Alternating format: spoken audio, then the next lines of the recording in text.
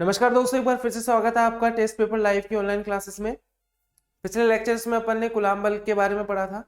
आज अपन विद्युत क्षेत्र के बारे में पढ़ेंगे कि यार एक विद्युत क्षेत्र क्या होता है, क्या क्या उसके गुणधर्म होते हैं, उसको हम किस प्रकार से प्रदर्शित करते हैं पेपर पे। ठीक है, समझ तो लेते हैं काल्पनिक रूप से, लेकिन उसको पेपर के ऊपर रिटर्न तो दिखाना पड़ेगा ना कि भाई किस तरीके से उसको दिखा सकते हैं, तो वो दिखाना सीखेंगे अपन।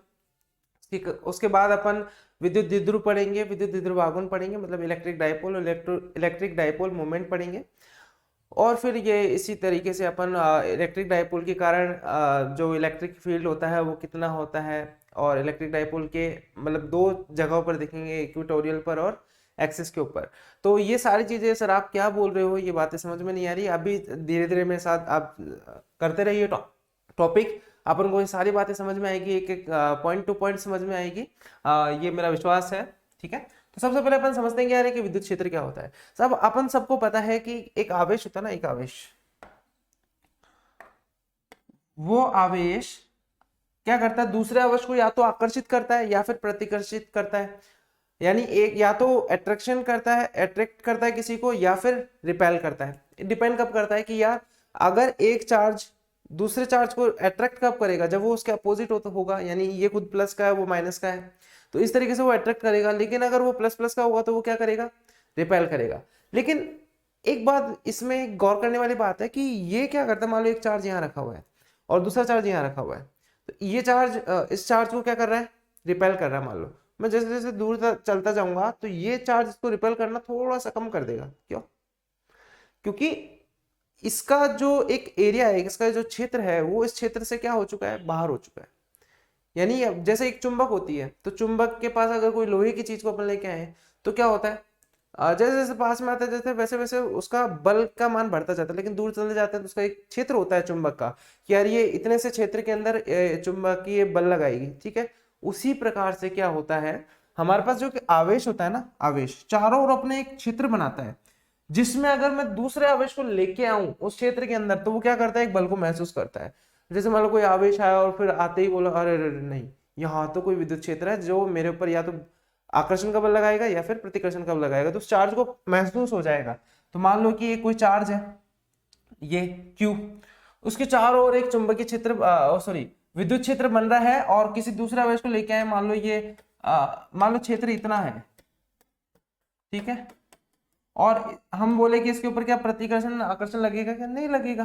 क्यों? क्योंकि ये इस क्षेत्र के अंदर नहीं है। जैसे ये इसके अंतर्गत आने लगेगा तो उसके ऊपर भी जैसे मान लो यहाँ आ गया, तो हाँ अपन जरूर बोलेंगे कि इसके ऊपर या तो प्रतिकर्षण लगेगा या फिर आकर्षण लगेगा। अगर ये धनात्मक है तो प्रतिकर्षण लगेगा, और दोनों अलग अलग है, एक माइनस एक प्लस है, तो क्या लगेगा, आकर्षण लगेगा, जैसा अपन पढ़ते हुए हैं।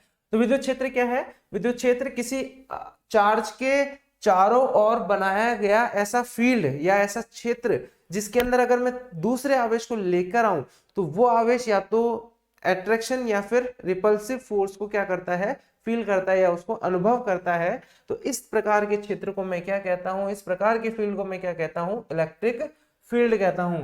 तो आपको बात समझ में आ गया होगा, फील आ गई होगी कि यार विद्युत क्षेत्र क्या होता है। अच्छा, अब ये बात और है कि यार ये आवेश आया यहाँ पर है तो कुछ कम बल को महसूस करेगा, कोई फोर्स कम फोर्स इसके ऊपर लगेगा। वो उसी तरीके से जैसे चुंबक है, चुंबक के थोड़ा सा दूर करेंगे तो हल्का हल्का हल्का फोर्स लगाएगा, लेकिन जैसे ही पास में आएगा ना तो जल्दी से खींच लेगा, क्योंकि उस समय फोर्स ज्यादा लगेगा। तो वही वाली बात है, आवेश यहाँ रखा हुआ है या यहाँ रखा हुआ है, तो दोनों के ऊपर जो बल का मान होगा ना वो अलग अलग होगा। ठीक है, इस चीज को हम एक दूसरे टॉपिक से रिप्रेजेंट करते हैं किसी विद्युत क्षेत्र में, जिसको अपन बोलते हैं विद्युत क्षेत्र की तीव्रता। ये क्या होता है, किसी एक आवेश के द्वारा दूसरे आवेश के प्रति एकांक पर लगने वाले बल को बताता है। कहने का मतलब सुनिए, इसको फील लेते हैं अपन थोड़ा सा, कि मान लो कि एक ये क्यू आवेश है, और यहाँ पर अपन किसी एक आवेश को लेके आए, मान लो कोई भी एक आवेश लेके आए, मान लो क्यू नॉट आवेश में लेके आया, और इसके ऊपर जो बल का मान होगा इस आवेश के ऊपर, मतलब इसके आवेश के रेस्पेक्ट में या इस आवेश के सापेक्ष जो इसके ऊपर बल लगेगा। अब ऑब्वियसली बात है कि एक बल लगेगा आपके पास क्यू और क्यू नॉट के बीच में एक बल लगेगा, एक मान के चलो ये दोनों धनात्मक है, तो इसके ऊपर इधर की तरफ एक फोर्स लगेगा। फोर्स को अपन कैसे निकाल सकते हैं, कूलाम बल से निकाल सकते हैं भैया। क्या आएगा, F बराबर के Q1 Q2 upon are square. ठीक है, सिंपल, ये तो आएगा। अब मैं ये कह रहा हूं कि ये जो बल लगेगा ये इस आवेश के ऊपर लगेगा। ये बल, ये आवेश मान लो थोड़ा सा और पास में है तो ये बल की मान कमी हो जाएगी। तो मतलब हम ये देख रहे हैं कि यार उसके ऊपर बल जो होता है ना वो सिंपली इस फॉर्मूले से अपन निकाल रहे हैं। लेकिन मैं अगर इसको प्रति एकांक आवेश पर निकालूं, जैसे मैं बोलूं क्या इस आवेश पर जो बल लगेगा, मान लो मैं निकालना चाहूं प्रति एकांक आवेश पर बल, इस आवेश पर बल लग रहा है, किसके कारण लग रहा है, इसके कारण लग रहा है।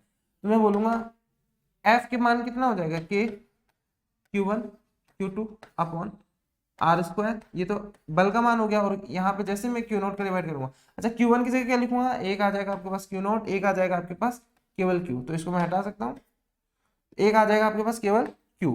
तो अब मैं क्या बोलूंगा कि यहाँ से Q0 से Q0 तो कट जाएगा, क्या बचेगा, के क्यू अपॉन आर स्क्वायर, यानी प्रति एकांक आवेश पर, ठीक है, जो लगने वाला बल है, कौन सा बल है, विद्युत बल, उसको अपन क्या कहते हैं, विद्युत क्षेत्र की तीव्रता कहते हैं। मतलब प्रति एकांक धनावेश पर, या कभी कभी इसके ऊपर है ना परीक्षण धनावेश लेते हैं। परीक्षण धनावेश का मतलब क्या होता है, टेस्ट चार्ज क्या होता है, कि मतलब जिसके ऊपर टेस्ट कर रहे हैं अपन कि भैया ये है। अच्छा, टेस्ट चार्ज का मतलब क्या होता है, टेस्ट चार्ज ही क्यों लेते हैं यहाँ पर, वो इसका मतलब समझिए। देखो क्या होगा कि हम इसके ऊपर बल देख रहे हैं इसकी वजह से, ठीक है, अगर इसकी जो टेस्ट चार्ज होता है ना उसकी वैल्यू बहुत कम होती है, मतलब न के बराबर, उसकी वैल्यू मानते ही नहीं है अपन। क्यों नहीं मानते, क्योंकि अगर ज्यादा मान का अगर अपने पास आवेश आएगा तो ये क्या करेगा, खुद का एक क्षेत्र बना लेगा, और खुद का ही, मतलब ये आवेश है तो ये भी तो एक आवेश ही है ना, तो चारों ओर अपना विद्युत क्षेत्र बनाते हुए रखेगा, तो क्या होगा, ये खुद का बना लेगा। इसलिए हम क्या बोलते हैं कि इसकी वैल्यू बहुत कम होती है, बहुत कम, न के बराबर, नगण्य होती है एक तरह से, ठीक है, जिसके ऊपर टेस्ट करते हैं। तो परिभाषा लिखते समय अपन बोलते हैं कि प्रति एकांक परीक्षण धनावेश पर लगने वाले बल को क्या कहते हैं अपन, विद्युत क्षेत्र की तीव्रता कहते हैं। और इसको दिखाने का तरीका है आपके पास E, किसे दिखाते हैं इसको, E, और है क्या ये, प्रति एकांक आवेश पर लगने वाले बल का मान, प्रति एकांक आवेश पर, भाई Q0 की वैल्यू अगर 1 कूलम हो जाए तो E बराबर F हो जाएगा ना। तो अपन ये बोलेंगे कि विद्युत क्षेत्र की तीव्रता क्या है, प्रति एकांक आवेश पर लगने वाला बल है, ठीक है। तो इस तरीके से होता है। और Q0 की वैल्यू अगर अपन आदर्श रूप से देखें तो Q0 की वैल्यू लगभग 0 के बराबर होनी चाहिए। क्यों, क्योंकि अगर इसकी वैल्यू बहुत ज्यादा होगी तो ये खुद का एक विद्युत क्षेत्र उत्पन्न कर लेगा। इसलिए ये जो Q0 है इसकी वैल्यू बहुत कम होनी चाहिए, क्योंकि अपन इसके ऊपर एक प्रति एकांक आवेश पर बल देख रहे हैं, ठीक है। तो बात आपको समझ में आ गई होगी, लगभग 0 है ना, टेंड्स टू 0, मतलब बहुत कम। तो आइडियली 0 तो संभव है नहीं कि कोई आवेश है उसका मान 0 हो जाए, आवेश है तो उसके ऊपर कुछ ना कुछ तो आवेश हो गई, लेकिन बहुत कम होगा, ठीक है। अब अपन को ये बात तो समझ में आ गई कि यार ये विद्युत क्षेत्र की तीव्रता होती क्या है। सिंपल, आपको बस ये ध्यान में रखना है कि E बराबर होता है F अपॉन Q। अच्छा, यू Q होता कौन सा है, ये Q वो होता है जिसके ऊपर आपको विद्युत क्षेत्र की तीव्रता निकालनी है। ये बात आप ध्यान में रखना। वे बच्चे से बोलते थे कि सर इस आवेश के कारण यहाँ पर आपको विद्युत क्षेत्र चाहिए, विद्युत क्षेत्र की तीव्रता चाहिए, तो यहाँ पर इसको Q लिख देते हैं। ये Q नहीं है, यहाँ पर क्या आएगा, Q0, कि जिसके ऊपर देखते हैं ना वो आता है यहाँ पे बल के नीचे, ठीक है। तो अभी कभी कभी ये Q0 कुछ देते नहीं है, डायरेक्ट हमसे इसे पूछ लेते हैं कि यार एक आवेश रखा हुआ है, इससे r दूरी पर आप मुझे बताओ यहाँ पर है ना चुंबकीय क्षेत्र कितना हुआ, तो मैं मान के चलता हूँ Q0 आ रहा है। तो अभी आपको पता है कि एक आवेश के कारण जो चुंबकीय क्षेत्र आता है किसी r दूरी पर, मान लो जैसे इसके का Q के कारण देखा Q0 पर, तो यहाँ पर Q0 की वैल्यू कहीं पर दिख नहीं रही होगी आपको, केवल ये दिख रहा है। और इसके यहाँ से मान लो यहाँ की दूरी अगर r होती तो ये आपको ये दूरी दिख रही है KQ अपॉन आर स्क्वायर। ये क्या है, चुंबकीय क्षेत्र की तीव्रता है, किसके कारण है, Q के कारण है, किस पर है, Q0 पर। तो आई होप आपको बात समझ में आ गई होगी कि विद्युत क्षेत्र की तीव्रता क्या है। निकाला किससे, कूलम्ब बल से निकाला, जो अपने पिछले टॉपिक में पढ़ा था। तो सिंपल आपको बात समझ में आ गई होगी कि यार विद्युत क्षेत्र की तीव्रता क्या होती है, सिंपल एज दैट। चलो अभी आगे चलते हैं अपन, विद्युत क्षेत्र रेखा है। अब कोई आवेश, अभी मैंने बताया कि यार एक आवेश के चारों ओर एक चुंबकीय क्षेत्र, सॉरी विद्युत क्षेत्र बनेगा। अब विद्युत क्षेत्र बनेगा तो उसको दिखाने का एक तरीका तो होगा कि यार ये यहाँ पर विद्युत क्षेत्र, अभी तो मैंने एक आवेश लिया था और उसके चारों ओर बोला था कि ये भैया एक विद्युत क्षेत्र है, तो इसको इस तरीके से नहीं दिखाते हैं अपन, कुछ रेखाएं होती है या कुछ लाइंस होती है जिनके थ्रू मैं इस चीज को क्या करता हूँ, रिप्रेजेंट करता हूँ। तो वो लाइनें और वो जो है वही मेरे पास क्या होती है, विद्युत क्षेत्र रेखाएं होती हैं। अच्छा, विद्युत क्षेत्र रेखाएं क्या असलियत में होती है? नहीं नहीं नहीं नहीं, हम क्या करते हैं बस उसको रिप्रेजेंट करने के लिए, मतलब कोई आवेश है उसके चारों ओर विद्युत क्षेत्र बन रहा है ऐसे बड़ा सार का, और उसके चारों ओर जो विद्युत क्षेत्र बन रहा है उसको दिखाने के लिए जो लाइनें बनाते हैं, काल्पनिक लाइनें होती है, ये हम बनाते हैं। रियलिटी में कोई लाइनें वहां एग्जिस्ट नहीं करती है, हम उसको दिखाने के लिए कि भैया यहाँ पर एक विद्युत क्षेत्र है जो इस तरीके का है, तो उसको अपन क्या बोलते हैं, विद्युत क्षेत्र रेखाएं कहते हैं। और खास बात यह है कि मान लो कि अगर कोई आपको क्षेत्र दिख रहा है, मान लो एक ऐसे बना दिया कि ये एक आपके पास विद्युत क्षेत्र है, आपको ऐसे बोला गया कि अच्छा, और इसके ऊपर मैं स्पर्श रेखा खींचता हूँ, मान लो यहाँ पे स्पर्श रेखा खींची, तो इस बिंदु पर मेरे को क्या देगा, ये विद्युत क्षेत्र की दिशा को व्यक्त करेगा। ठीक है, तो ये क्या होती है, काल्पनिक वक्र होती है या काल्पनिक रेखाएं होती है, जिसके किसी भी बिंदु पे अगर मैं स्पर्श रेखा खींचता हूं यानी टेंजेंट लेता हूं, तो क्या होता है, वो उस पॉइंट के ऊपर मुझे इलेक्ट्रिक फील्ड इंटेंसिटी की डायरेक्शन यानी विद्युत क्षेत्र की मुझे क्या दिखाती है, दिशा दिखाती है। तो आई होप आपको बात समझ में आ गई होगी यार, विद्युत क्षेत्र रेखाएं क्या है, काल्पनिक रेखाएं हैं, किसी एक विद्युत क्षेत्र को रिप्रेजेंट करने के लिए मैं ये बनाता हूँ। ठीक है, चलिए अब आगे चलते हैं अपन, उसको मिटाते हैं कि ये आपको तो बस फील दिलाने के लिए था कि क्या होता है ये, बाकी इतना अपन को जरूरत नहीं पड़ेगी। ठीक है, ये क्या हो गया, इलेक्ट्रिक, चलो कोई बात नहीं, आप बोले ना, आप सब सब आता है आप लोगों को। चलो, आगे स्टार्ट करते हैं अपन। सबसे पहले इलेक्ट्रिक फील्ड लाइंस कैसे कैसे होती है। मान लो यहाँ पर एक आपके पास धनावेश रखा हुआ है, प्लस क्यू चार्ज रखा हुआ है, इसके कारण अगर मुझे देखना, तो मुझे पता है कि चारों ओर क्या बनेगा, एक विद्युत क्षेत्र बनेगा यानी इलेक्ट्रिक फील्ड बनेगी। इसको दिखाने के लिए मैं बोलता हूँ इसका जो विद्युत क्षेत्र है ना वो कुछ इस तरीके का होता है, ऐसे बाहर, त्रिज्यता बाहर की ओर, रेडियल आउटवर्ड, इस तरीके से।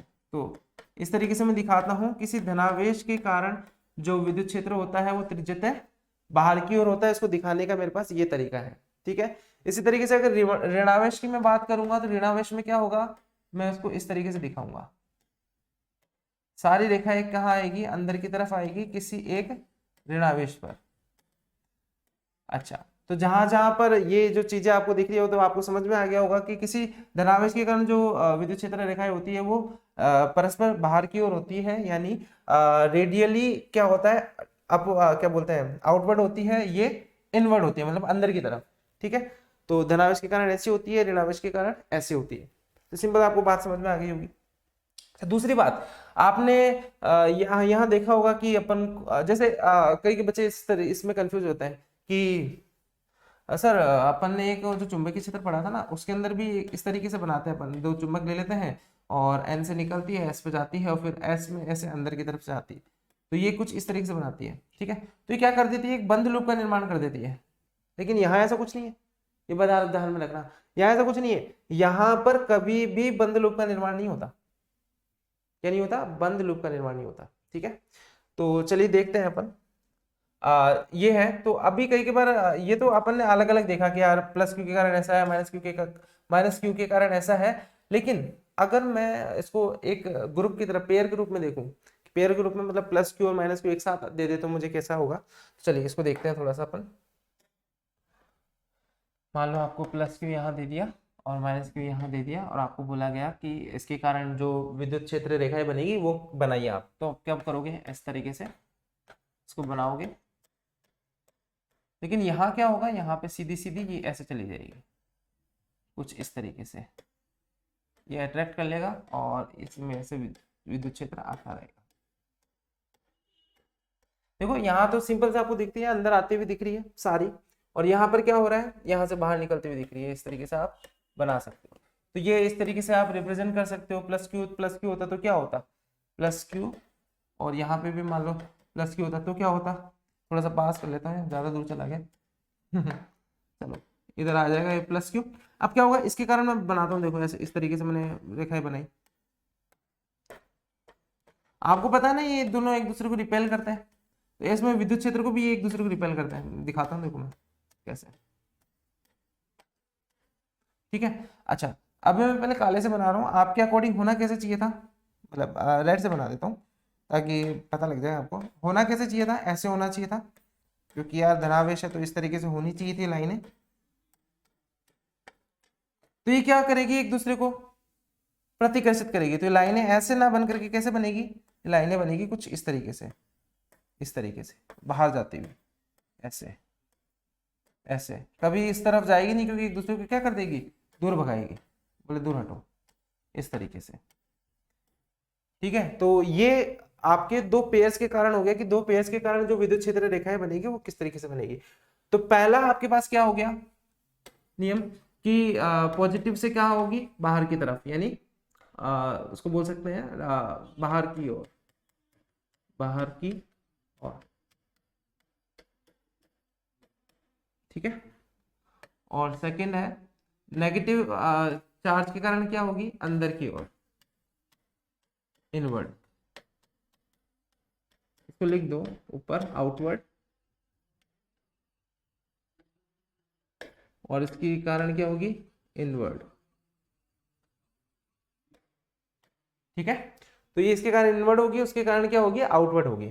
ठीक है, दो चीजें आपको अभी पता चली है। और इसके अंदर क्या क्या क्या खासियत होती है विद्युत क्षेत्र रेखाओं की,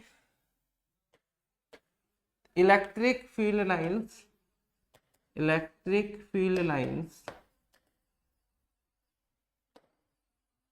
never intersect each other।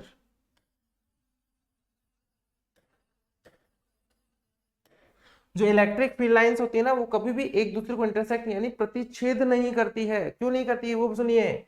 मान लो आपने ये बना दिया कि मान लो भाई साहब ये एक इलेक्ट्रिक फील्ड लाइंस ऐसी है, एक इलेक्ट्रिक फील्ड लाइंस ऐसी है, और आपने बोला कि यहाँ पर ये इलेक्ट्रिक फील्ड लाइन ऐसे जा रही है, एक इलेक्ट्रिक फील्ड लाइन ऐसे जा रही है। अगर ऐसा होता तो क्या होता, अभी मैंने आपको एक चीज बताई थी कि अगर मान लो आपको किसी एक कोई भी विद्युत क्षेत्र रेखाएं बनी हुई है और किसी एक बिंदु पर आपको क्या चाहिए, विद्युत क्षेत्र तीव्रता की दिशा चाहिए, तो आप क्या करोगे, वो पॉइंट लोगे और उसके ऊपर स्पर्श रेखा खींच दोगे। ठीक है, मैं बोलूंगा यार इस पॉइंट पर मुझे क्या चाहिए, विद्युत क्षेत्र की तीव्रता की दिशा चाहिए, तो मैं बोलूंगा ये इस लाइन का पार्ट है और विद्युत क्षेत्र की दिशा इस तरफ होगी पॉइंट पी पर। तो एक दूसरा बच्चा नहीं नहीं नहीं भाई साहब गलत बोल रहे हो आप, तो क्यों, अब देखो इधर आके दूसरा बच्चा यहाँ से है, मान लो यहाँ से टक टक, बोले सर झूठ बोल रहे हो आप, आपने तो बताया था कि किसी पॉइंट के ऊपर आप बना दो ऐसे क्या विद्युत क्षेत्र की दिशा देखने के लिए स्पर्श रेखा खींच दो, तो देखो ये विद्युत क्षेत्र रेखा ऐसे जा रही है, इसकी दिशा ऐसे होती है ईपी। और इधर वाला बच्चा क्या बोल रहा है, इधर वाले बच्चे को ये वाली चीजें दिख रही है, इसके कारण दिख रहा है। तो भाई साहब बड़ी प्रॉब्लम हो गई कि एक ही बिंदु पर दो दो विद्युत क्षेत्र कैसे संभव है, या विद्युत क्षेत्र की तीव्रता कैसे संभव है। भाई बल का मान तो एक ही होगा ना, उसके ऊपर प्रत्येकांक आवेश पर एक ही बिंदु पर, अलग अलग कैसे हो जाएगा, क्योंकि मान लो किसी के कारण भी हो। तो ये इसका एक रीजन है कि ये एक दूसरे को कभी भी इंटरसेक्ट नहीं करती है, क्योंकि अगर इंटरसेक्ट करेगी तो एक ही बिंदु पर दो दो विद्युत क्षेत्र की तीव्रता हो जाएगी, जो कि संभव ही नहीं है। क्या बोला, if lines intersect each other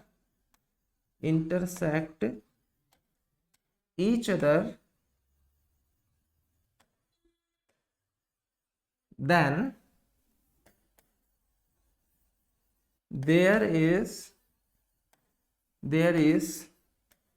two electric field intensity at a particular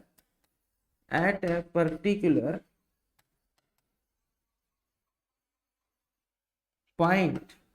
तो एक ही पॉइंट पर क्या हो जाएगी, दो दो इलेक्ट्रिक फील्ड इंटेंसिटी हो जाएगी, जो कि रियलिटी में कभी पॉसिबल ही नहीं है। तो आपको ध्यान में रखना है, याद रखना है कि इलेक्ट्रिक फील्ड लाइंस एक दूसरे को कभी भी इंटरसेक्ट नहीं करती है। तो आप इस चीज को ध्यान में रखना, ठीक है। अच्छा, और भी बहुत सारी चीजें होती है। दूसरे देखिए, आपने सुना होगा कि यार एक समान विद्युत क्षेत्र, क्या बोलते हैं अपन, एक समान विद्युत क्षेत्र क्या होता है, तो ये भी देख लीजिए आप अभी। क्या, जैसे मान लो एक समान विद्युत क्षेत्र यानी यूनिफॉर्म यूनिफॉर्म इलेक्ट्रिक फील्ड क्या होता है। तो बच्चों सिंपल सी बात है, क्या होगा कि जहां पर आपके पास हर एक पॉइंट के ऊपर आपको क्या मिले, इलेक्ट्रिक फील्ड एक जैसा मिले, उसको एक समान विद्युत क्षेत्र यानी यूनिफॉर्म इलेक्ट्रिक फील्ड बोलते हैं। ठीक है, इसको रिप्रेजेंट करने का तरीका क्या है, समांतर रेखा है, पैरेलल लाइंस।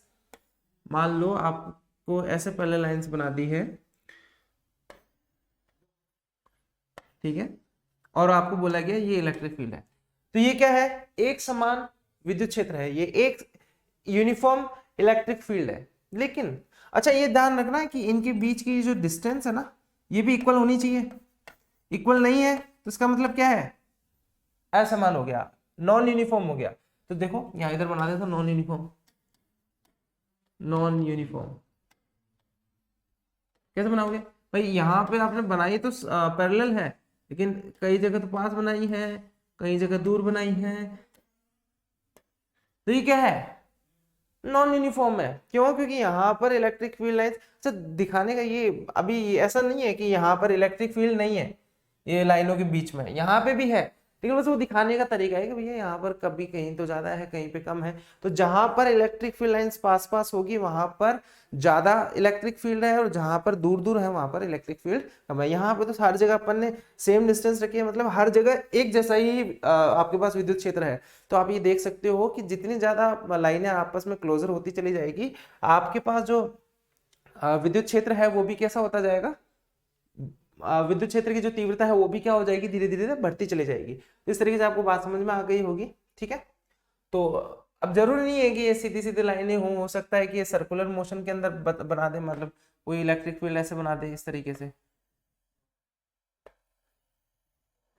दूरी समान होनी चाहिए बस, कोई दिक्कत वाली बात नहीं है। तो ये भी एक समान विद्युत क्षेत्र का उदाहरण है, लेकिन कभी पास में है कभी दूर है तो फिर भैया नॉन यूनिफॉर्म में चला जाएगा, क्योंकि वहां पर अलग अलग मान होंगे किसी एक विद्युत क्षेत्र के। तो जैसे जैसे पास में चले जाएगी इलेक्ट्रिक फील्ड लाइंस, तो वैसे वैसे इलेक्ट्रिक फील्ड इंटेंसिटी की वैल्यू भी क्या होती जाएगी, बढ़ती चली जाएगी या फिर घटती चलेगी। दूर कर दोगे बढ़ जाएगी, पास कर दोगे तो बढ़ जाएगी। तो इस तरीके से आपको ये बात समझ में आ गई होगी कि यार एक यूनिफॉर्म इलेक्ट्रिक फील्ड क्या होती है, एक नॉन यूनिफॉर्म इलेक्ट्रिक फील्ड क्या होती है, और दोनों का जो रियलिटी के अंदर जो एग्जिस्टेंस है वो किस तरीके से होता है। ठीक है, ये बात आपको समझ में आ गई होगी। चलिए नेक्स्ट देखते हैं, बिंदु आवेश के कारण विद्युत क्षेत्र। ये तो अभी अपन ने देख ही लिया था, देखो कब देखा था तो समझ में नहीं आया, कब देखा आपने, अभी कब बता दिया। देखो मान लो ये क्यू आवेश है, बिंदु आवेश है एक, इसके कारण मुझे देखना है किसी पॉइंट पी पर, मान लो इस पॉइंट पी पर मुझे क्या चाहिए, विद्युत क्षेत्र चाहिए, ये आर दूरी पर रखा हुआ है। तो इसका जो मान आता है वो कितना आता है, ई एक पॉइंट चार्ज के कारण पी पर वो आता है के क्यू अपॉन आर स्क्वायर। अभी देखा था अपन ने, थोड़ी देर पहले देखा था, क्या कैसे था भैया, आपको अगर इलेक्ट्रिक फील्ड इंटेंसिटी चाहिए तो आपको क्या चाहिए, आपको पता है इलेक्ट्रिक फील्ड इंटेंसिटी निकालने के लिए आपको उस जगह पर बल का मान चाहिए और जिस पर निकाल रहा हूं उस आवेश का मान चाहिए। ठीक है, तो यहाँ पर कोई आवेश रखा नहीं था तो मैंने एज्यूम कर लिया यहाँ पर आवेश क्या है, क्यू नॉट। तो इसके ऊपर बल कितना होगा, चलो अभी निकाल ही देते हैं इसको कि भाई के ऊपर आर स्क्वायर कैसे है। इसके ऊपर बल कितना होगा इस आवेश के कारण, भाई ये आ जाएगा, कूलाम सर ने बताया दो आवेशों के बीच में लगने वाला बल के Q1 Q2 यानी Q नॉट Q अपन आर स्क्वायर के बराबर होता है। ये तो हो गया बल अपन, वो देखो इलेक्ट्रिक फील्ड इंटेंसिटी चाहिए मुझे, तो इलेक्ट्रिक फील्ड इंटेंसिटी बराबर क्या आ जाएगा, बल बटे आवेश। तो इसमें भी मैं क्या करूंगा, आवेश का डिवाइड कर दूंगा, तो वैल्यू कितनी है, क्यू नॉट से क्यू नॉट कट जाएगा, क्या आएगा के क्यू अपॉन आर स्क्वायर। तो इस तरीके से मेरे पास इलेक्ट्रिक फील्ड आती है किसी एक पॉइंट चार्ज के कारण, मतलब कोई एक आवेश है उससे कोई आर दूरी पर कोई भी बिंदु है, कोई भी बिंदु जो कि इससे आर दूरी पर है, वो क्या होता है मेरे पास, उसके कारण जो इलेक्ट्रिक फील्ड इंटेंसिटी आती है वो आती है के क्यू बाय आर स्क्वायर। ये आपको ध्यान में रखनी है, याद रखनी है, हमेशा ये फॉर्मूला यूज होता रहेगा। के क्या है, वही कूलाम बल के अंदर जो अपन ने स्थिरांक पढ़ा था, कांस्टेंट पढ़ा था, वही है। के की वैल्यू 9 × 10⁹ होती, न्यूटन मीटर स्क्वायर अपन कूलाम स्क्वायर होती है अगर मैं निर्वात की बात करता हूँ, बाकी माध्यम के लिए अलग अलग हो जाती है। ठीक है, तो आई होप आपको समझ में आ गया होगा बिंदु आवेश के कारण विद्युत क्षेत्र कितना होता है। ठीक है, अच्छा एक चीज और है कि वो जो अपन ने अभी पढ़ा था ना कि ये जो होता है क्यू, इसके कारण ये जो क्षेत्र बन रहा है चारों ओर बन रहा है। चारों ओर का मतलब ये नहीं है कि केवल ऐसे ऐसे जा रहा है, ये आवेश रखा हुआ है इस आवेश के कारण इधर नहीं होगा, इधर नहीं होगा, इधर नहीं होगा, इधर नहीं होगा, हर जगह होगा लेकिन बाहर की तरफ ऐसे इलेक्ट्रिक फील्ड लाइंस। तो एक तरह से ये गोला बनता है पूरा, ऐसा नहीं कि आपने पेपर में बना दिया तो मतलब एक सीधी सीधी लाइन हो गई ऐसे सरफेस पे, ऐसा नहीं। ये आवेश होगा, इस आवेश के कारण एक विद्युत क्षेत्र बनेगा, तो चारों ओर बनेगा, इसके ऊपर नीचे दाएं बाएं चारों ओर। चारों ओर का मतलब ऐसा नहीं होता कि एक गोला बना दिया, नहीं, इस आवेश के चारों ओर ऐसे ऐसे। तो एक तरह से r दूरी पर देखो ना, ये इस पॉइंट पर, ठीक है। बात समझ में आ गई होगी आपको कि ये जो है वो स्फीयर बना था इस तरीके से, जो मैंने बनाया था पॉजिटिव चार्ज के कारण, ठीक है। तो इस तरीके से आपको बिंदु आवेश के कारण विद्युत क्षेत्र समझ में आ गया होगा। क्या बोलते हैं, electric field intensity due to a point charge, electric field intensity due to a point charge will be kq by r square, where k is a constant, the value of the k will be 9 into 10 to the power 9 newton meter square upon coulomb square, where r is the distance between the two charges, or we can say that the distance is far from the charges by which we can see the electric field intensity due to the that charges, right। तो आपको आप बात समझ में आ गई होगी कि इस तरीके से अपन लिख सकते हैं इस चीज को। आई होप ये समझ में आया होगा। अच्छा, उसके बाद अपन देखते हैं क्या है। उसके बाद एक क्वेश्चन है सिंपल, क्या इस क्वेश्चन को अपन देखते हैं क्या है। ये क्वेश्चन बोल रहा है कि एक आपके पास 4 कूलम आवेश का एक चार्ज है, उसके कारण 3 मीटर की दूरी पर कोई पॉइंट पी रखा हुआ है, और इस पर मुझे क्या देखना है, एक चुंबकीय क्षेत्र विद्युत क्षेत्र देखना है कि विद्युत क्षेत्र की वैल्यू कितनी होगी, यानी इलेक्ट्रिक फील्ड की वैल्यू कितनी होगी। तो अपन बात करते हैं इलेक्ट्रिक फील्ड बराबर होता है kq बाय r स्क्वायर। तो k की वैल्यू तो आपको पता है 9 गुना 10 की घात 9 होती है, q यानी 4 कूलम हो गया, तो 4 गुना 10 की घात -6, ठीक है, अपॉन r स्क्वायर यानी इनके बीच की जो दूरी होगी 3 का स्क्वायर यानी 9 हो जाएगी आपके पास। तो वैल्यू कितनी आएगी मेरे पास, ये देखो 9 से 9 कट जाएगा सिंपल, तो ये होगा 4 गुना 10 की घात 3 न्यूटन अपॉन कूलम। तो इस तरीके से आ जाएगा। देखो इलेक्ट्रिक फील्ड की है ना न्यूटन पर कूलम होती है, देख कैसे वो बताया नहीं मैंने, लेकिन आप देख लीजिए यहाँ पर E बराबर क्या होता है E बराबर होता है F बाय चार्ज। तो F का जो मात्रक होता है वो होता है न्यूटन, और आवेश का मात्रक जो होता है वो तो कूलम। एक बार इसकी विमा आपसे पूछ रहे थे कि यार इसकी विमा बताइए, तो विमा कैसे निकालते हैं आपको पता होगा। न्यूटन की विमा कैसे निकलेगी, न्यूटन क्या एक बल है, बल को कैसे लिखा जाता है, बल को लिखा जाता है द्रव्यमान गुणा त्वरण। ये 11th क्लास का एक टॉपिक है तो आपने पढ़ा होगा। द्रव्यमान को लिखते अपन केजी से, और त्वरण का मात्रक होता है मीटर पर सेकंड स्क्वायर। तो विमा लिखेंगे कैसे लिखेंगे m1, और मीटर को लिखेंगे L1 से, और सेकंड स्क्वायर नीचे है तो ऊपर लिखेंगे तो -2 आ जाएगा। इस तरीके से न्यूटन की विमा हो गई m1 L1 T-2। इस तरीके से आवेश का जो मात्रक लिखेंगे वो आवेश का मात्रक कैसे लिखेंगे भाई, आवेश आपको पता है क्या होता है, देखो करंट की वैल्यू होती है Q/T, ये आवेश होता है तो Q की वैल्यू हो जाएगी I/T से। तो यहाँ से I का मात्रक होता है एम्पियर, और T का मात्रक होता है सेकंड, तो सेकंड को अपन लिखेंगे कैपिटल T से, तो ये हो जाएगा A और T। यहाँ से जो मात्रक विमा बनेगी वो बनेगी m1 L1 T-3, क्योंकि ये T ऊपर जाएगा तो माइनस का हो जाएगा, और ये हो जाएगा A-1। तो ये आपके पास इलेक्ट्रिक फील्ड इंटेंसिटी की विमा होती है। कई बार पूछ लेता है कि विद्युत क्षेत्र की जो तीव्रता होती है उसकी डायमेंशन क्या होती है, तो डायमेंशन आपको बतानी पड़ेगी m1 L1 T-3 A-1, यानी आप डायमेंशन सिंपल निकालो, फॉर्मूला याद करने की जरूरत नहीं है इसको, अब ये याद रखिए 2 मिनट लगता है खटक खटक। बाकी फोर्स की, हाँ ये बात ध्यान रखना, फोर्स की आप डायरेक्ट याद कर लो m1 L1 T-2, ठीक है, ML T-2 ऐसे भी बोल सकते हो आप, कोई दिक्कत वाली बात नहीं। तो इस तरीके से ये नॉर्मल क्वेश्चन सॉल्व हो जाते हैं, विमा आप डायरेक्ट निकाल सकते हो, इसमें कोई इशू आता नहीं है। उसके बाद देखते हैं अपन कि एक विद्युत द्विध्रुव क्या होता है, ठीक है, विद्युत द्विध्रुव, ठीक है। तो द्विध्रुव का मतलब 2 ध्रुव। वो पिछली बात है, आप ये चीजें केमिस्ट्री में भी पढ़ते हैं कि द्विध्रुव क्या होता है इस तरीके से। तो अभी मैं आपको सिंपली समझा देता हूँ कि विद्युत द्विध्रुव से मतलब क्या होता है। विद्युत द्विध्रुव का मतलब होता है एक जोड़ा। अब जोड़ा कैसा, एक पॉजिटिव चार्ज का और एक नेगेटिव चार्ज का, इन दोनों को अपन क्या बोलेंगे कि ये एक आपके पास विद्युत द्विध्रुव है। मतलब कुछ दूरी पर रखे हुए हैं, मान लो एक +Q है एक -Q है, और दोनों कुछ दूरी पर रखे हुए हैं। तो इसको क्या बोलते हैं अपन, इस पेयर को क्या बोलते हैं अपन, इस पेयर को बोलते हैं अपन इलेक्ट्रिक डायपोल। बस सिंपल, क्या 2 चार्ज किसी कुछ बहुत कम दूरी पर रखे हुए हैं, उसको क्या बोलते हैं, विद्युत द्विध्रुव। एक आदर्श, अच्छा कई बार पूछ लेता है कि एक आदर्श विद्युत द्विध्रुव की शर्त क्या होती है, कि इनके बीच की जो दूरी है ना, इनके बीच की दूरी a मान लो, 2a मान लो, कोई दिक्कत नहीं है। वो कई बार हम सरलता के लिए इसको 2a मान लेते हैं, तो कोई इशू नहीं है, आप 2a मान लो, a मान लो, कोई दिक्कत नहीं है।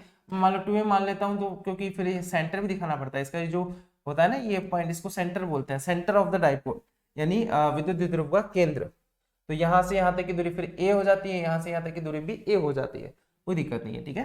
तो दो चार्जेस जो अपन ने लिए हैं इनका मान बहुत ज्यादा होना चाहिए। आदर्श विद्युत द्विध्रुव की शर्त बता रहा हूं मैं आपको, कि जो दोनों चार्जेस आपने लिए हैं इसका मान तो बहुत ज्यादा होना चाहिए, और उनके बीच की जो दूरी है वो बहुत कम होनी चाहिए। तो इसको अपन बोलते हैं विद्युत द्विध्रुव, और यह आदर्श विद्युत ध्रुव की शर्त होती है कि इनके बीच की दूरी बहुत कम हो, आवेश का मान बहुत ज्यादा हो, इसको विद्युत द्विध्रुव कहते हैं। दूसरी बात क्या है कि इलेक्ट्रिक डाइपोल मोमेंट क्या होता है। क्या बोला मैंने, इलेक्ट्रिक डाइपोल मोमेंट क्या होता है, चलिए इसको देख लेते हैं अपन। भाई कुछ भी नहीं है, विद्युत द्विध्रुव तो आपको पता ही है ना क्या होता है, ये भाई लाइन, ये माइनस क्यू, ये प्लस क्यू, किधर भी लिख लो, कोई दिक्कत वाली बात नहीं है। इनके बीच की जो दूरी है वो है कितनी मेरे पास, 2 है, ठीक है। ये आपके पास दूरी आ गई। अच्छा अब क्या करना है, जो विद्युत द्विध्रुव आघूर्ण होता है, यानी इलेक्ट्रिक डाइपोल जो मोमेंट होता है, उसको अपन दिखाते हैं P से, और ये एक सदिश राशि होता है। सदिश राशि होता है इसका मतलब इसकी दिशा भी होती है, तो इसकी दिशा होती है माइनस से प्लस की ओर, मतलब यहां से यहां की ओर। मैं बात करूं इसकी जो दिशा है, दिशा होती है इस तरह, माइनस क्यू से प्लस क्यू की तरफ, ठीक है। आई होप समझ में आया होगा। तो पी वेक्टर जो होता है क्या, कैसे दिया जाता है, इन दोनों में से कोई भी एक आवेश और इनके बीच की दूरी 2 है। भाई इनके बीच की दूरी कितनी होगी, 2 है, ठीक है। तो पी वेक्टर की जो डायरेक्शन होती है वो इन दोनों को जो मिलाने वाली रेखा होती है, इन दोनों की क्या होती है, अपोजिट होती है। तो अगर मान लो ये दूरी है इसका, ये ए कैप है, या माइनस आई कैप जोड़ दो, क्योंकि एक्स एक्सिस मानता हूं इसको मैं, तो ये तो हो जाएगा प्लस आई एक्सिस। अच्छा ठीक है, तो आपकी जो विद्युत द्विध्रुव है वो इस तरफ हो गया, यहाँ पे प्लस आएगा, प्लस आई कैप, ठीक है। तो इस तरफ ही आ गई, माइनस क्यू से प्लस क्यू की तरफ। बस आपको बस यही ध्यान में रखना है, सिंपल, कि P बराबर क्या होता है, Q2A होता है। इसी को अपन क्या कहते हैं, अपन विद्युत द्विध्रुव आघूर्ण कहते हैं, इलेक्ट्रिक डाइपोल मोमेंट कहते हैं। केवल इलेक्ट्रिक डाइपोल, बस उस पेयर को कहते हैं, इस सिस्टम को इलेक्ट्रिक डाइपोल कहते हैं। लेकिन इलेक्ट्रिक डाइपोल मोमेंट, आवेश और इनके बीच की जो दूरी होती है, इसके गुणनफल को अपन क्या कहते हैं, यानी इनका जो प्रोडक्ट होता है उसी को अपन क्या कहते हैं, इलेक्ट्रिक डाइपोल कहते हैं। इसका मान सिंपल देखना चाहो तो आप Q2A होता है, याद रखना आप लोगों को, बहुत काम में आने वाला है, क्योंकि इससे सारे डेरिवेशन जो आने वाली डेरिवेशंस है वो इसी से होने वाली होती है। तो आई होप कोई सारी चीजें आपको समझ में आ गई होगी। एक तो शर्त समझ में आ गई होगी कि आदर्श द्विध्रुव की शर्त क्या होनी चाहिए, ए की वैल्यू बहुत ज्यादा छोटी होनी चाहिए, क्यू की वैल्यू बहुत ज्यादा बड़ी होनी चाहिए, ये आदर्श द्विध्रुव की शर्त है, ठीक है। इससे ज्यादा इलेक्ट्रिक डाइपोल में अपन को कुछ नहीं चाहिए। उसके बाद एक टॉपिक आता है कि electric field intensity at the axis of the line joining the two charges कितनी होती है। मतलब कोई बोल दे आपको यार कि ये एक आपके पास क्या है, एक इलेक्ट्रिक डाइपोल है, ठीक है, और इनके बीच की जो दूरी है, ये इसका सेंटर है, इनके बीच की जो दूरी है वो कितनी है मेरे पास, 2a, ठीक है। तो यहां से यहां तक की डिस्टेंस कितनी हो जाएगी, ये तो उसका केंद्र है, तो a, यहां से यहां तक की दूरी कितनी हो जाएगी, a। इसके केंद्र से क्या, इसके केंद्र से r दूरी पर स्थित कोई बिंदु पॉइंट P है, मान लो यहाँ पर कोई पॉइंट P है, और इसके ऊपर मुझे क्या देखना है, उसके ऊपर मुझे देखना है इसके कारण जो विद्युत क्षेत्र की जो तीव्रता आएगी वो। तो मैं बोलूंगा ये यहाँ से कितनी दूरी पर स्थित है, ये यहाँ से r दूरी पर स्थित है, ठीक है। और मेरे को पॉइंट P पर क्या देखना है, विद्युत क्षेत्र की तीव्रता देखनी है। तो हमने बोला कि यार यहाँ पर तो दो आवेश है मेरे पास, क्या एक आवेश तो ये माइनस क्यू है, एक आवेश है प्लस क्यू। तो मैं बस सिंपल से क्या है कि यहाँ से एक बार इसको लाइन ज्वाइन करता हूँ, ठीक है। फिर ये देखता हूँ कि यार इसके कारण जो चुंबकीय क्षेत्र आएगा वो किधर आएगा, माइनस क्यू के कारण। देख लो, इसको पॉइंट नाम दे देता हूँ, पॉइंट ए, इसको नाम दे दिया मैंने पॉइंट बी। तो ए के कारण पॉइंट पी पर जो विद्युत क्षेत्र की तीव्रता आएगी वो किधर आएगा, ये माइनस क्यू है। वो अपन जो भी रखते हैं परीक्षण धनावेश, वो हमेशा धनावेश ही होता है। तो इसके कारण जो इलेक्ट्रिक फील्ड आएगी वो इधर आएगी, इसको मैं बोलूंगा ई ए। कोई दिक्कत वाली बात होनी नहीं चाहिए, ठीक है। दूसरी बात बी के कारण किधर होगी, ये पॉजिटिव, तो ये इसके कारण इधर आ जाएगा, ये वैल्यू आएगी मेरे पास ए बी। कोई दिक्कत वाली बात नहीं होनी चाहिए, सिंपल। तो अब आपको बात समझ में आई होगी कि यार इसके कारण तो ए आएगी, इसके कारण ए बी आ जाएगी। अब आपको क्या निकालना है, टोटल निकालना है कि भाई इसके ऊपर होगी कितनी।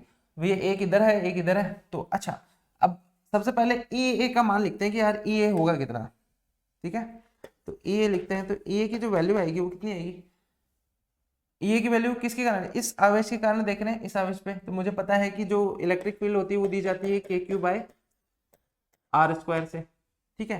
तो के क्यू बाय आर स्क्वायर से दी जाती है, तो सिंपल मैं क्या बोलूंगा, के क्यू कौन सा है, ये रहा माइनस क्यू, तो अपन को केवल क्यू से मतलब होना चाहिए, ठीक है। के क्यू अपॉन आर स्क्वायर, इनके बीच की दूरी, तो इनके बीच की दूरी कितनी है, तो देखो यहां से यहां तक की दूरी तो आर है, और यहां से यहां तक की दूरी ए है। तो मेरे को यहां से अगर यहां तक की टोटल डिस्टेंस चाहिए, यहां से यहां तक की कितनी हो जाएगी, ये आर और ये ए, तो कितना हो जाएगा, ये आर प्लस ए।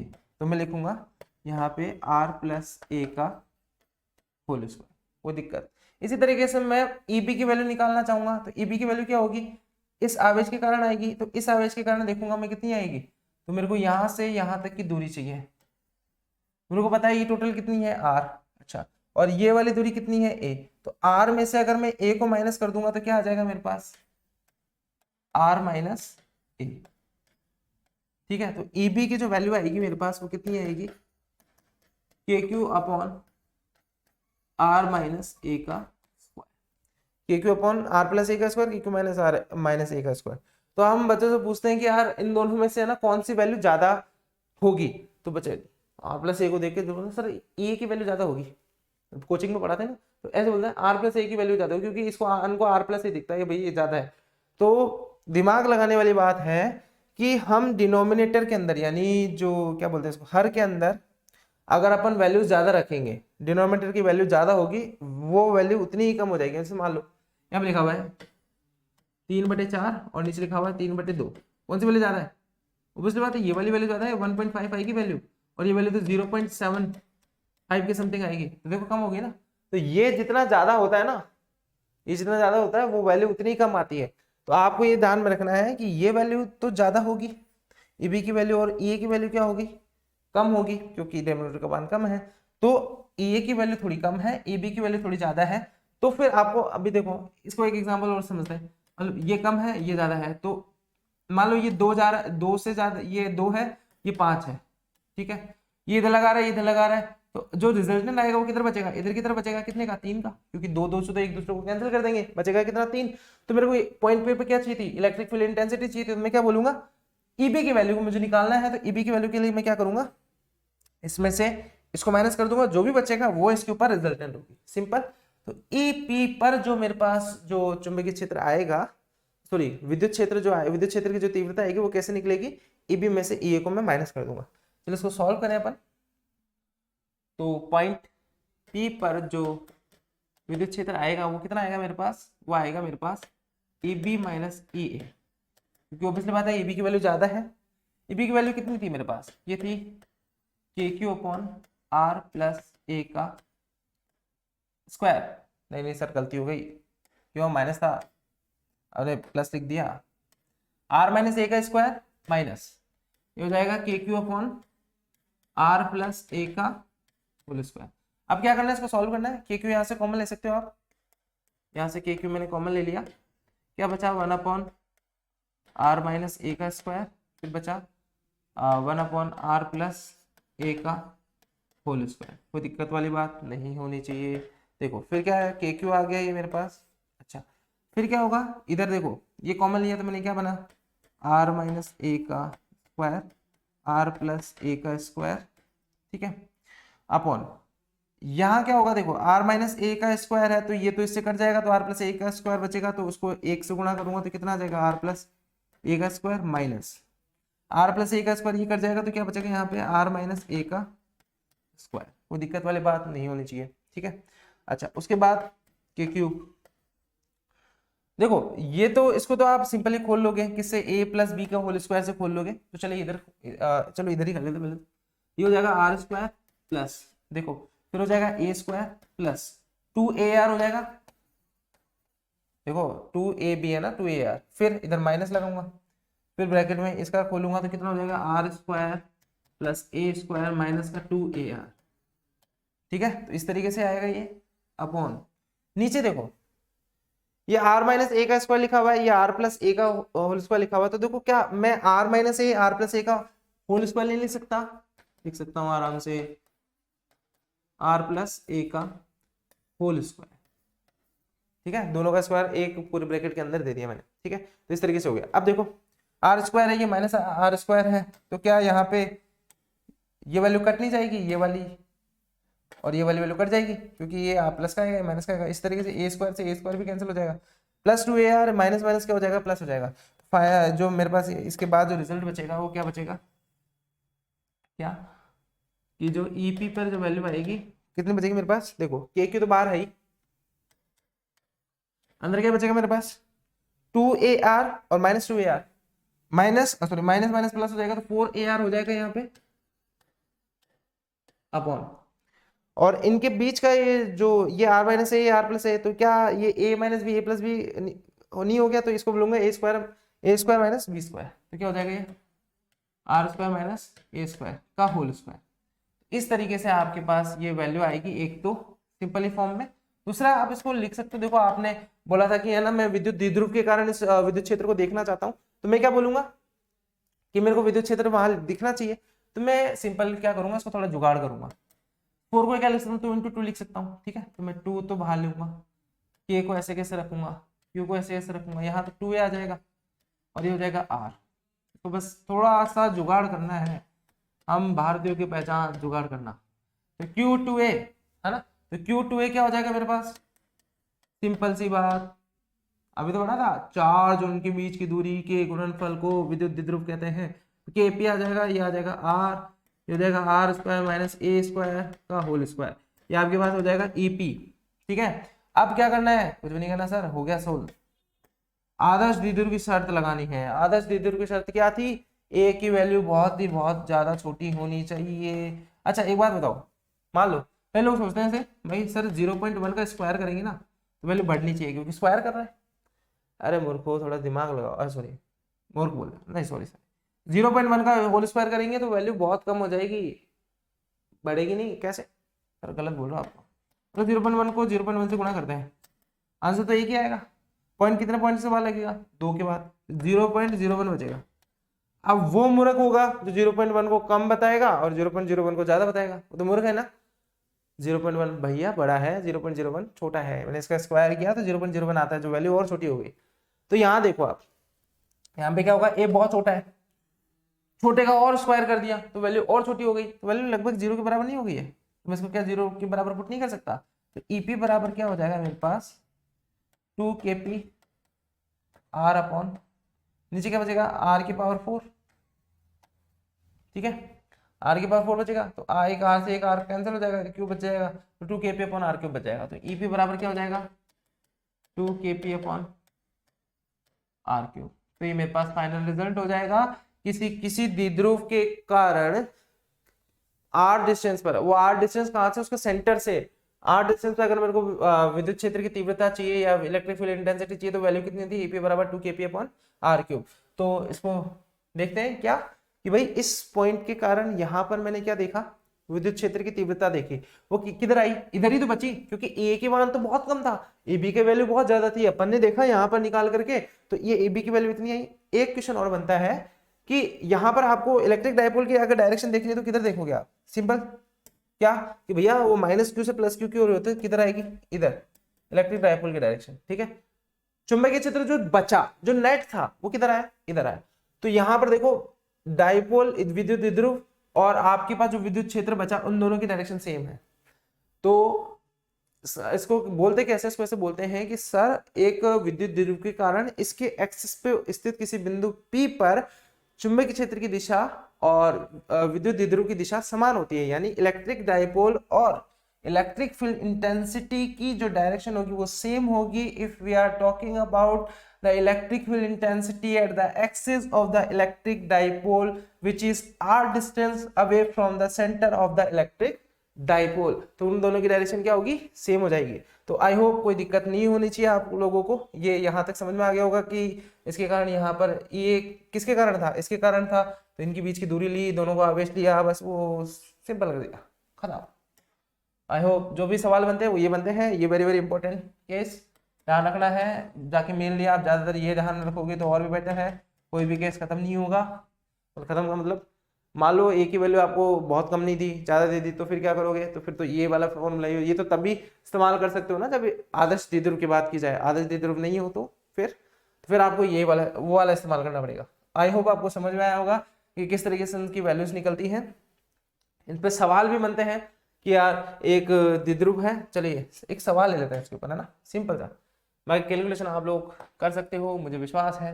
सवाल मैं समझा देता हूँ, कैसे करना है वो भी समझा देता हूँ। मान लो आपके पास इधर 2 कूलाम है, इधर प्लस का 2 कूलाम है, ठीक है, और इनके बीच की जो दूरी है वो है मान लो 6 गुणा 10 की घात माइनस का 6 मीटर, तो बहुत कम दूरी है, ठीक है। और यहाँ से 8 डिस्टेंस, मतलब यहाँ से डिस्टेंस 3 मीटर डिस्टेंस, या फिर आप 2 मीटर डिस्टेंस मान लो, इतनी दूरी पर आपको क्या चाहिए, पॉइंट पी पर विद्युत क्षेत्र की तीव्रता चाहिए। तो आप सिंपली करके निकाल सकते हो क्या, कि आपको पता है ये बहुत कम है, तो E बराबर क्या लगा दोगे, 2 kp upon r cube, 2 k की वैल्यू 9 गुणा 10 की घात 9, p की वैल्यू क्या आ जाएगी, q इंटू 2a, q क्या है 2, 2a की वैल्यू 6 गुणा 10 की घात माइनस 6, 2a क्या था, उनके बीच की दूरी, तो दूरी तो 6 गुणा 10 का माइनस 6 ही है ना, upon r cube, r cube क्या होता है सेंटर से इसकी दूरी, तो 2 का क्यूब। आई होप आपको बात समझ में आ गई होगी। इस तरीके से अपन डायरेक्टली सॉल्व कर लेंगे इसको, और आंसर जो भी आंसर आएगा इसको सॉल्व करके वो यहाँ पर पुट कर देंगे, और इस तरीके से मेरे पास पॉइंट पी के ऊपर जो विद्युत क्षेत्र की तीव्रता है वो मेरे पास निकल जाएगी। कभी कभी सवाल जो बनते हैं वो इस तरीके से भी बनते हैं, ठीक है, कैसे, जैसे मैं आपको सिंपल एक विद्युत क्षेत्र तीव्रता का क्वेश्चन दे रहा हूँ आप लोगों को। मान लो कि ये प्लस क्यू है और ये भी प्लस क्यू है, और यहाँ पे भी आपके पास एक प्लस क्यू चार्ज दिया हुआ है, और आपसे इसे बोला गया, या पॉइंट पी दिया हुआ है यहाँ पे डायरेक्ट, और आपसे इसे बोला गया कि इन दोनों आवेशों के कारण पॉइंट पी के ऊपर क्या निकालो, विद्युत क्षेत्र की तीव्रता निकालो। देखो डायपोल नहीं है ये, बात ध्यान में रखना, डायपोल तो तब बनता माइनस क्यू और प्लस क्यू होता, अब डायपोल हो जाता तो वो तो अपन देखेंगे अभी आगे वाले केस में, देखने वाले हैं, ठीक है। तो ये जो आएगा आपके पास, ये कितना आएगा, यहाँ इसके कारण देख लेंगे अपन, ये आ जाएगा के क्यू अपॉन आर स्क्वायर, अगर इनके बीच की दूरी आर है, और इसके कारण कितना आ जाएगा के क्यू अपॉन आर स्क्वायर। और हमसे बोला गया था कि ये क्या है, एक समबाहु त्रिभुज है, ठीक है, समबाहु त्रिभुज यानी इनकी सारी साइड्स क्या है, इक्वल है, तो ऑब्वियसली बात है इनके बीच का कोण कितना होगा 60 डिग्री, ये 60 डिग्री है तो ये भी 60 डिग्री होगा, वर्टिकल अपोजिट एंगल शीर्षाभिमुख कोण, तो ये 60 डिग्री, ये भी 60 डिग्री, तो मैं क्या बोलूंगा, इन दोनों का रिजल्ट निकालो। रिजल्ट निकालने का फॉर्मूला सिंपल आपको पता होगा कि 2 वेक्टर दे रखे हैं आपको, ए वेक्टर और बी वेक्टर, इन दोनों का, इनके बीच का कोण आपको पता है, उनका रिजल्टेंट आपको निकालना है, तो कैसे निकलता है, ये निकलता है आर बराबर root of A square plus B square plus 2ab cos theta, तो इस तरीके से ये निकल जाता है। तो सिंपल यहाँ पर आपको पता है कि इसके कारण ये के क्यू बाई आर स्क्वायर, इसके कारण भाई के क्यू बाई आर स्क्वायर, दोनों की वैल्यू सेम है, बस थीटा की वैल्यू में डिफरेंस है। तो मैं ये पॉइंट ए मान लेता हूँ, इसको पॉइंट बी मान लेता हूँ, इतनी बड़ी वैल्यू यहाँ नहीं रखना मैं रूट में, इसको मैं मान लेता हूँ ये ई है और ये ई बी है, और ये भी दोनों सेम है, के क्यू बाई आर स्क्वायर, के क्यू बाई आर स्क्वायर, तो मैं डायरेक्ट वहाँ पे ई ए लिख रहा हूँ। चलिए तो ये हो जाएगा ई ए स्क्वायर प्लस ई ए स्क्वायर, दोनों का ई ए स्क्वायर क्यों ले लिया, क्योंकि दोनों की वैल्यू सेम है इसलिए ले लिया, plus 2a square cos 60, cos 60 की वैल्यू होती है 1/2, तो 1/2 2 से 2 कट गया, क्या बच गया √3 EA स्क्वायर, तो √3 बाहर आ जाएगा, क्या बच गया EA, तो ये वैल्यू हो जाएगी √3, EA की वैल्यू कितनी हो जाएगी मेरे पास, क्योंकि भाई यार स्क्वायर सिंपल। तो इस पॉइंट के ऊपर, किस पॉइंट के ऊपर, पी पॉइंट के ऊपर, इन दोनों आवेशों के कारण जो चुंबकीय क्षेत्र, सॉरी विद्युत क्षेत्र आएगा वो कितना आएगा, √3 के क्यू बाई आर स्क्वायर। तो सिंपल था, कुछ भी नहीं था, विद्युत क्षेत्र देखा अपन ने, विद्युत क्षेत्र से रिलेटेड आपने चीजें देखी, विद्युत क्षेत्र को किस तरीके से रिप्रेजेंट करते हैं, लाइनों के थ्रू कैसे बनती है, कभी वो एक दूसरे को काटती नहीं है, पॉइंट चार्ज के कारण जो धनात्मक आवेश होता है उसके कारण बाहर की तरफ होती है, ऋणात्मक की तरफ अंदर की तरफ होती है, ठीक है। तो अगर किसी भी पॉइंट के ऊपर अपन स्पर्शिका खींचे तो वहां पर वो विद्युत क्षेत्र की दिशा को रिप्रेजेंट करती है। उसके बाद बिंदु आवेश के कारण अपन ने विद्युत क्षेत्र की तीव्रता देखी, वो देखी भाई KQ/R² होता है उसकी वैल्यू, ठीक है। फिर विद्युत द्विध्रुव देखा कि दो आवेश है जो विपरीत आवेश है, परस्पर विपरीत, माइनस एक प्लस है तो एक दूसरा माइनस है, और उनके बीच की दूरी कुछ दूरी पर रखे हुए हैं, तो इस पूरे सिस्टम को क्या बोलते हैं, विद्युत द्विध्रुव कहते हैं। फिर क्या अपन ने देखा कि यार ये जो है इसके बीच में जो मोमेंट होगा, इलेक्ट्रिक डाइपोल मोमेंट, वो कितना हो जाएगा, ये आवेश और उनके बीच की दूरी का गुणनफल को अपन देखते हैं, और उसकी डायरेक्शन आती है वो आती है -Q से +Q की ओर। और उसके बाद सिंपल अपन ने दो चीजें, एक चीज निकाली कि भैया इसके एक्सिस के ऊपर जो विद्युत क्षेत्र की तीव्रता आएगी वो कितनी आएगी, सिंपल। उसके बाद 2-3 सवाल देखे अपन ने, तो इस तरीके से अपन ने ये सारी चीजें करी, ठीक है। ठीक है, आई होप आपको समझ में आया होगा। चलिए मिलते हैं अपन नेक्स्ट टॉपिक के अंदर, ठीक है। तब तक के लिए थैंक यू, जय हिंद, जय भारत, थैंक यू।